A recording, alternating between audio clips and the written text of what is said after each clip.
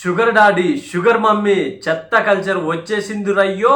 ఇదేంటి sugar daddy అంటే sugar ఉన్న డాడీ, షుగర్ మమ్మీ అంటే షుగర్ ఉన్న మమ్మీ అని అనుకుంటున్నారా? అస్సలు కదా, అలా అనుకుంటే పప్పులో కాలేసినట్టే.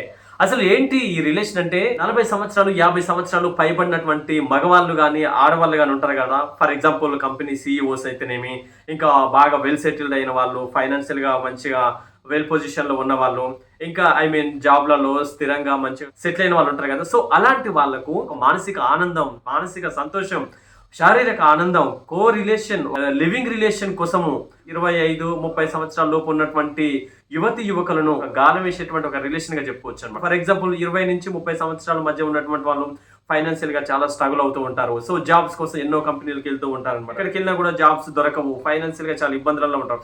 అలాంటి వాళ్ళకి ఏంటంటే వీళ్ళు భరోసా ఇస్తారనమాట. లైక్ ఎలా అంటే, మీ అవసరాలు మేము తీరుస్తాం, మా అవసరాలు మీరు తీర్చండి అని చెప్పేసి షుగర్ డాడీలు, షుగర్ మమ్మీలు ఇలాంటి కాంట్రాక్ట్ బంధాలను దగ్గర చేసుకుంటూ ఉన్నారనమాట. ఇది ఎంతవరకు కరెక్ట్, ఎంతవరకు రాంగో తెలుసుకోవాలని మీకే వదిలేస్తుంది అనమాట. నాకేంటి లాభం, నీకేంటి లాభం అంటే ఇక ఇచ్చిపుచ్చుకోవడాలన్నమాట అన్నట్టుగా అయిపోయింది ఈ రిలేషన్. యాక్చువల్గా అయితే ఇది బెంగళూరు, ముంబైలో ఎక్కువ రన్నింగ్ లో ఉన్నటువంటి బంధాలు ఎట్టకేలకు హైదరాబాద్ దాకా పాకినాయి అనమాట. సో షుగర్ డాడీలు ఆల్మోస్ట్ గా 11,000 పైగా ఉన్నారు ఒక్క హైదరాబాద్ లోనే. చూడండి ఎటు పోతుంది సమాజం, ఎటు వెళ్తుందో.